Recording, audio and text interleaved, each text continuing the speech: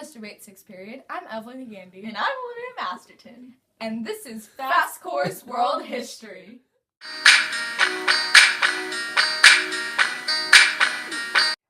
Now, we all know European society went through many different stages, just like Taylor Swift went through many different boyfriends. Am I right, ladies? The medieval age of Europe was marked with feudalism, chivalry, church reform, crusades, cathedral building, and a manor-based economy. Feudalism forced people to be contained on autonomous manors run by lords, which halted trade and reduced the need for interaction with foreign peoples. While the manors could sustain themselves economically, Europe was isolated and formal education was on a decline. So the time period between 1000 and 1300 experienced many beneficial changes in trade, finance, and agriculture. These changes were marked by the growth of cities and their trade, increased population, and improved education and academic facilities. Leaving behind the Age of Faith and the Crusades of the Dark Ages, an age of revival followed, bringing Europe into a more prosperous, harmonized, and educated society. So one of the primary factors that spurred these changes and became a basis upon which this revival was built was Europe's sudden food surplus. This growth in food was caused by improved farming methods and a demand for more food because of territorial expansion in Western Europe and the beginning of colonization. Another method that enhanced agriculture was the invention of a harness that instigated a transition from ox-driven plows to horsepower, because horses provided 3 times the productivity of oxen. Farmers also began to manipulate a 3-field system, which allowed farmers to plant in both spring and winter, increasing production and population. Guilds, a group of people with the same specified occupation skills, also increased. Merchants and artisans increased the quality and craftsmanship of products, spread trade, and gained influence over medieval government. However, the most significant change occurred in an event called the Commercial Revolution, a time of enhancement within finance, business development, and trade, which became a substitute for the self-sufficient manorial economy used in feudalism.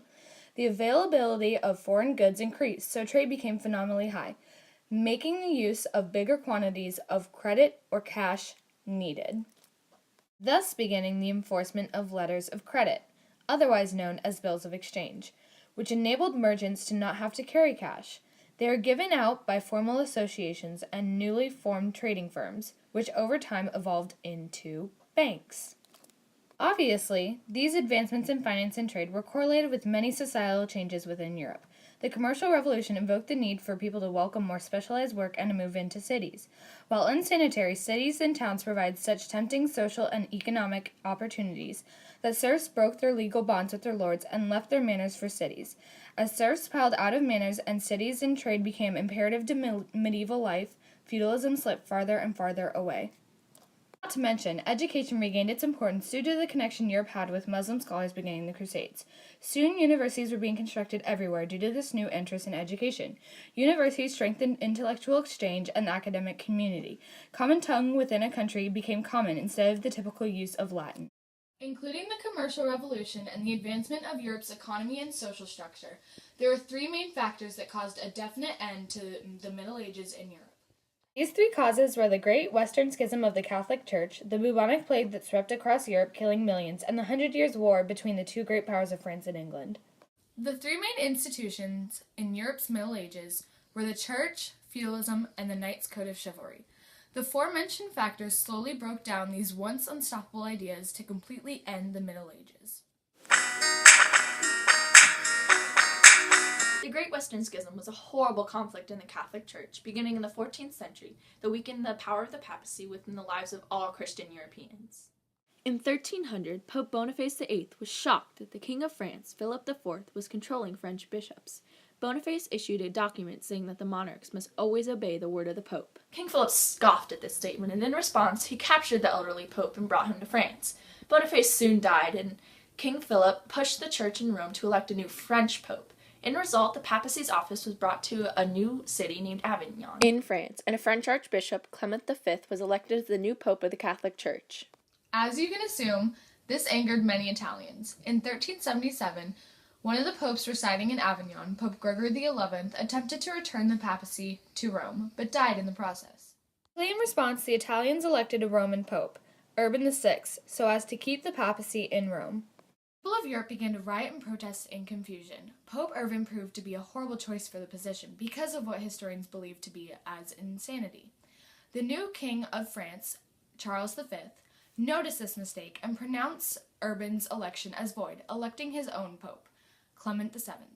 There were now two clashing popes that both refused to give up their positions. This caused disorientation within the Church's central authority and within the loyalty of the European people. After the election of a third pope and then the banishment of all three of them, the Great Schism had finally rested.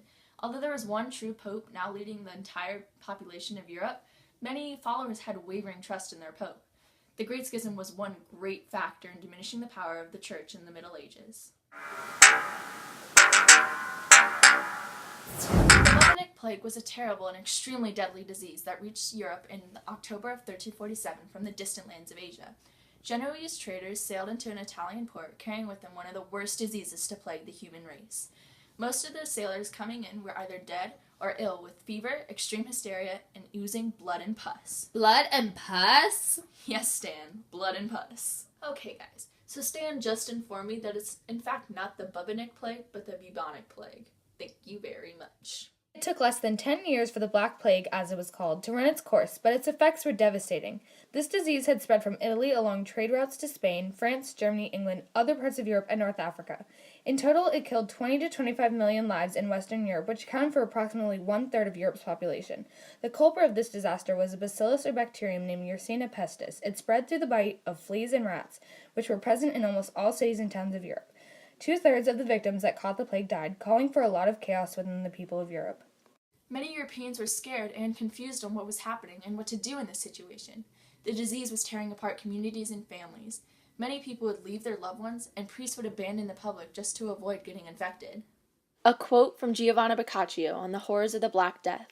This scourge had implanted so great a terror in the hearts of men and women that brothers abandoned brothers, uncles their nephews, sisters their brothers, and in many cases, wives deserted their husbands. But even worse, fathers and mothers refused to nurse and assist their own children. A lot of Christians would pray to the Church for help, but would receive no mercy. This caused a dramatic decline in the age of faith. The bubonic plague also helped to corrupt feudalism because many serfs left their lords' manors in search for more money to help their struggling families. The serfs that stayed led revolts against the lords that refused them higher wages. The Middle Ages were slowly crumbling beneath the Europeans' feet. The Hundred Years' War is marked as the final ending point of Europe's Middle Ages.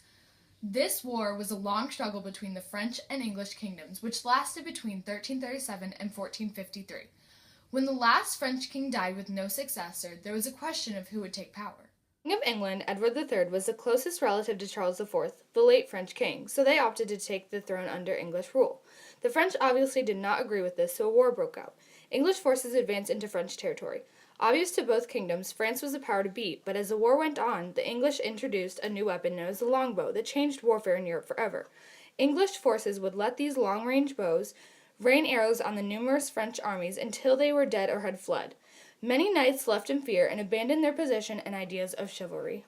The battles won by England proved to be as a result of the longbow, not chivalry. The idea of nobility and knights diminished along with the feudal system. Out of this war, nationalism emerged in both countries. This discounted the idea of obeying a single feudal lord, and instead brought the idea of bringing glory to your country's king. This final event is what most historians mark as the complete end of the European Middle Ages. The societal shift from feudalism into a more trade-based and interactive society brought Europe into an age where they could successfully transition into a more advanced world of enlightenment and industrialization. With learning, creativity, and a prospering economy on the rise, the devastation brought on by the plague, the Great Western Schism, and the Hundred Years' War appears irrelevant to the end product, a better connected and modern Europe.